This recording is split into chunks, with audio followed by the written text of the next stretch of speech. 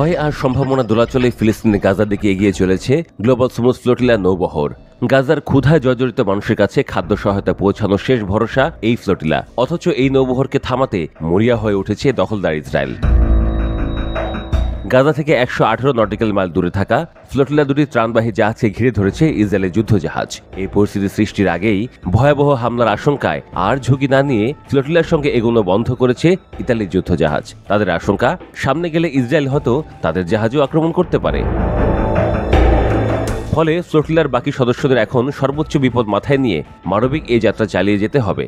Israeli হামলার ভয় উপেক্ষা করে যাত্রা চালিয়ে যাওয়ার সিদ্ধান্তে অটল রয়েছে তারা। সামনে মৃত্যুর ভয় আর পেছনে কাপুরুষের মতো ফিরে যাওয়া ইতালির যুদ্ধজাহাজগুলো।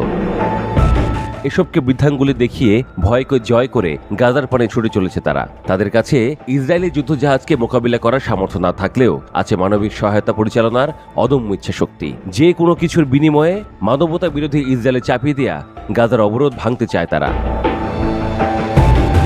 গাজার উদ্দেশ্যে যাত্রা করা ত্রাণবাহী নৌবহরকে সুরক্ষা দিতে নিজে থেকে এগিয়ে এসেছিল ইতালি। ইসরায়েল কয়েক দফায় জাহাজগুলোর উপর হামলা চালানোয় সুরক্ষা ঢাল হিসেবে নিজেদের দুটি যুদ্ধজাহাজ পাঠায় ইতালি সরকার। তবে গাজার কাছাকাছি গেলে ইসরায়েলের রোশনালে পড়ার সম্ভাবনা রয়েছে।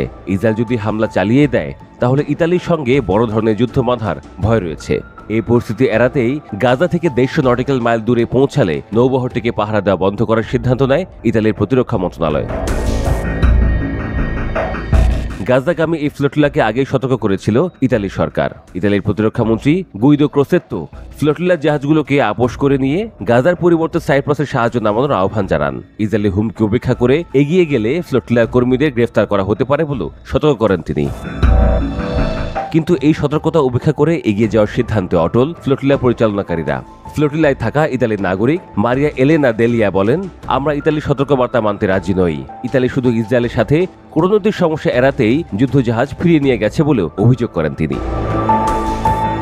গাজায় ত্রাণ পৌঁছানো এবং গাজার উপর ইসরায়েলে চাপিয়ে দেওয়া অবরোধ ভাঙতে 40টিরও বেশি বেসামরিক নৌযান নিয়ে এগিয়ে চলেছে ফ্লোটিলার বহর।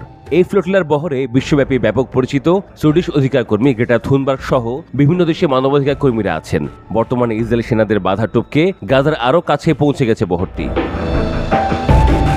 এদিকে ফ্লোটিলা পরিচালনাকারীদের আটকের জন্য গাজা উপকূলে 500 পুলিশ মোতায়েন করেছে ইসরায়েল। এছাড়া জাহাজগুলোতে হামলা চালিয়ে ডুবে দেওয়ার পরিকল্পনা করছে তারা। ফলে ফ্লোটিলার মানবাধিকার কর্মীদের জীবন আরও অনিশ্চয়তার মধ্যে পড়ে গেছে।